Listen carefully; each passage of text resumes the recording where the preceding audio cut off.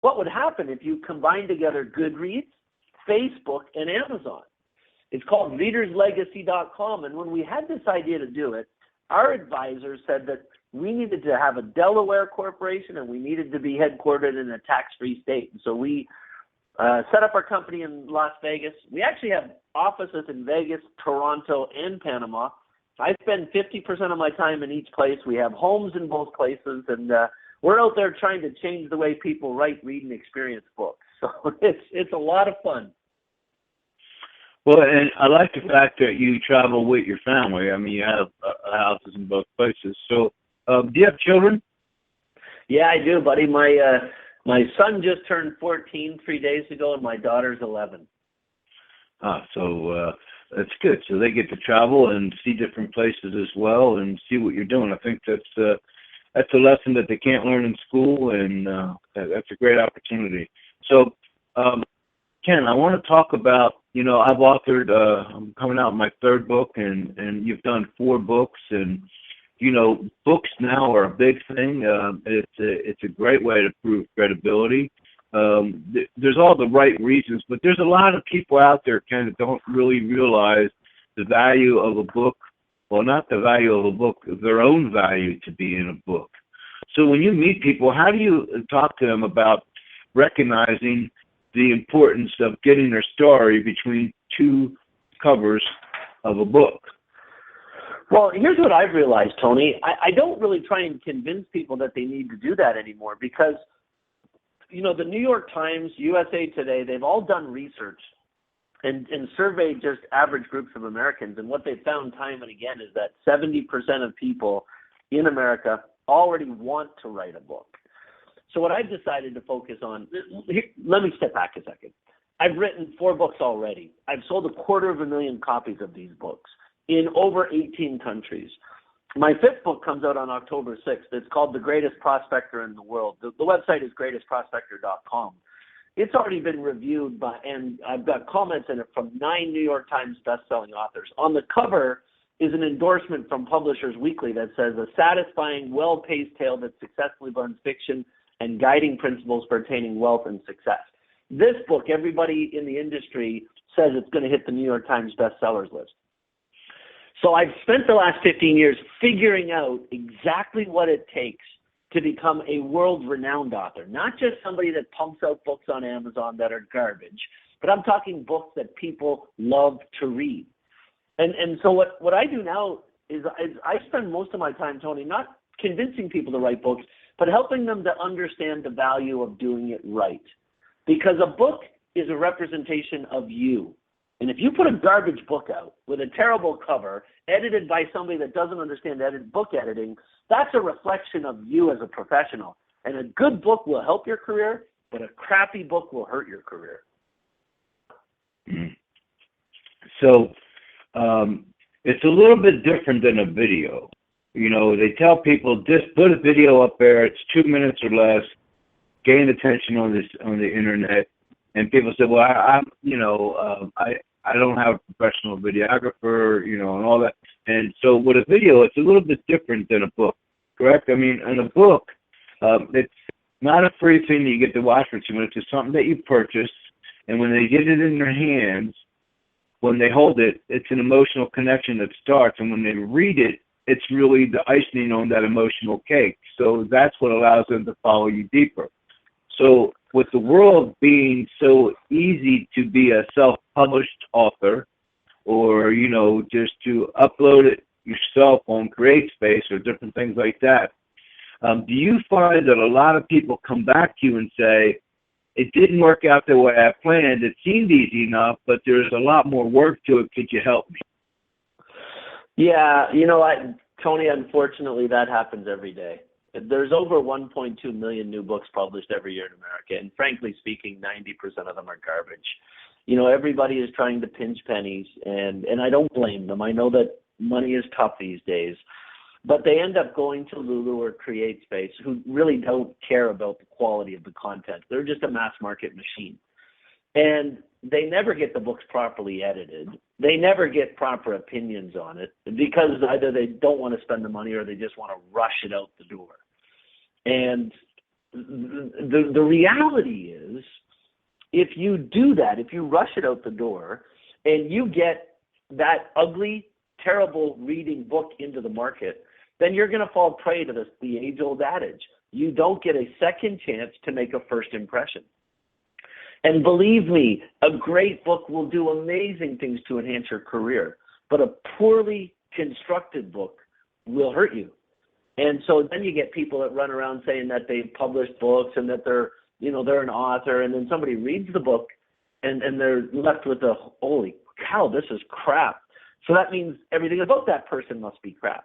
And so Tony, frankly, I spend most of my time helping people to understand the value of taking your time, doing it right, investing a bit of money, and helping your business grow.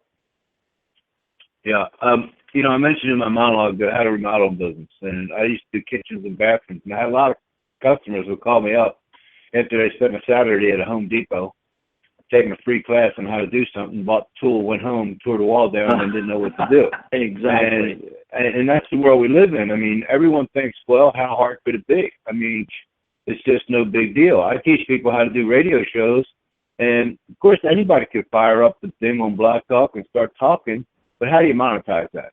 How do you get value out of it? How do you show the real credibility there? Because, as you said, you don't get very many chances to go back and make a second impression on someone, okay? So it's important to get it right the first time. What are some of the tips that you tell people to, or some of the things to be aware of? So, I mean, because, there's webinars every day, all day long on how to create a book in 3 hours, and how to get on Amazon as a top seller, and how to do this and how to do that. What are some of the things that you say to people that they should be aware of, that a flag might go up if they hear this or they think this, so that they know, well, it's something I might look in deeper? Well, so the fact is, because there's so many books out there today, there are some absolute do's and do not do's if you're going to do a book properly. And somebody who's just trying to pump out a self-published book isn't going to understand it. Like, as an example, Tony, there is a difference in the way a book must be laid out if it's fiction versus nonfiction. And there are rules about nonfiction books and how they're laid out and which pages are blank and what's the order of the first 10 pages that are the accepted standards of practice in the professional publishing industry. And these are the things that the bookstores look for. And these are the things that experts look for when they're determining how credible you are, the author, about your book. And so there's too many of them to go through. So what I tell people is use a real publisher. There's lots of great hybrid publishers. Next Century Publishing, my company, was just rated as one of the fastest growing publishing companies in America by Publishers Weekly. Obviously, we know what we're doing. And what our clients find when they come to us is that they end up paying no more than that they'd pay at CreateSpace, but they're getting better quality books. If you go to any Barnes & Noble in America, you're going to find Next Century Publishing books in the bookstore. We have books all over America. And so my biggest piece of advice is stop trying to figure it out yourself. I mean, it's a great example, Tony. If you need heart surgery, you're going to a doctor. If you need your teeth fixed, you're going to a dentist.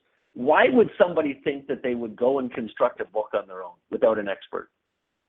Yeah, I mean, we live in a world where people say, how hard could it be, right? So I'll give you some examples. Blogging for a while was like a huge, huge thing. Everybody was a blogger for at least 2 months. Then it fell off. And 3 years later, when you clicked on their website tab, it said blogs. And it said last blog posted was 2012. You lost credibility. Okay? They're not even smart enough to go back and take the tab down. Doing radio shows, same thing. Writing books. People think, well, if you self-publish a book and you get it out there, it's done. Well, it's not done because there's a lot of work to do afterwards. Even if you have a publishing company, you still have to stay involved in it for it to be, for the process to work. It's not, a done for you service. You can help them write the book, but when it comes time to market it, you can help them market the book, but they still have to stay plugged in. And if it's not good quality, if they're not getting good feedback, it's like that blog last posted 2012. You have a box of books sitting in the garage that no one's doing nothing with.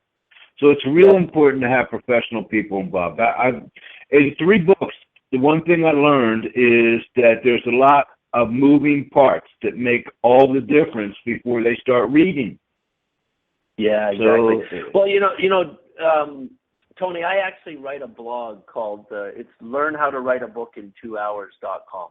No, you can't write a book in 2 hours, but you can learn the basics of it. So on that, I write articles regularly on what new indie authors have to do to help their publishers. So I'm glad you said that.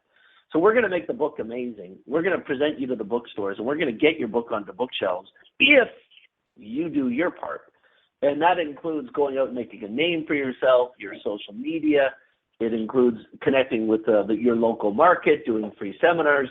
And our company teaches authors how to do all that stuff. We just started a new mentoring program for all of our authors, the nonfiction authors. And that stuff is just so crucially important. And those are the things that the author can help with.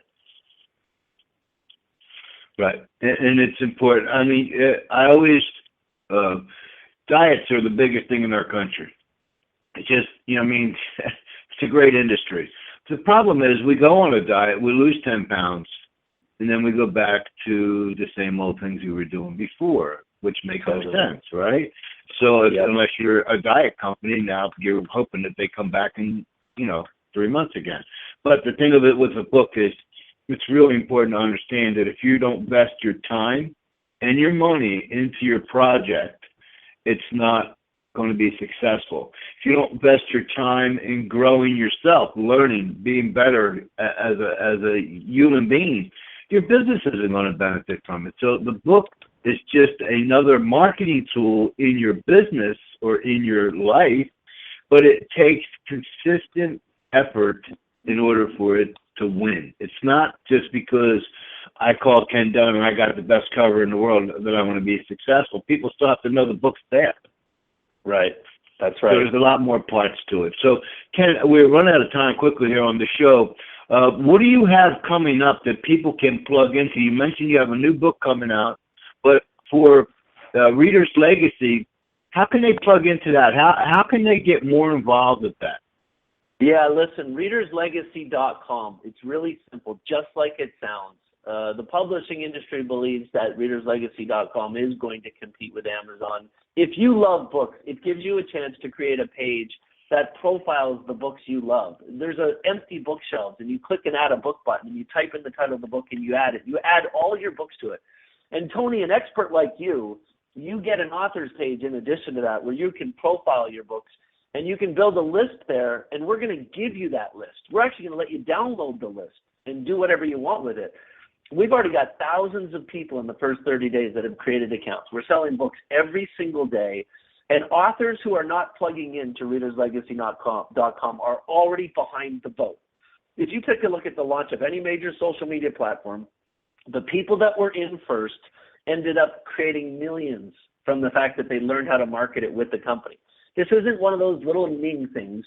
We've got 7 programmers that work full-time at our office in Panama. We've written 3 million lines of code. We've invested $2 million in a platform that is as cool and fun and interactive as Facebook. It's readerslegacy.com. Just check it out. Set up an account. Give it a shot. And people, if you're out there listening, you're driving, you can go to the website whenever you want. You can do it on your phone, readerslegacy.com. I don't recommend doing it while you're driving. Pull over. It's on Facebook. It's on Tough Talk Radio Network's Facebook page as well. You can also, how can they contact you, Ken? Really simple. Just email me, ken@readerslegacy.com, or you can go to my website, kendunn.org, kendunn.org. Okay, very good. Well, Ken, we appreciate your time on here. When the book comes out, book number 5, please come back and let us help share that with everyone on the airways. That book is out and available. I've seen something on your website where the title of the book is that's coming out. The Greatest Prospector in the World. Right, and there's a place where you can sign up there to get a free chapter out of the book or something when it comes out. Is that correct? Absolutely, at greatestprospector.com.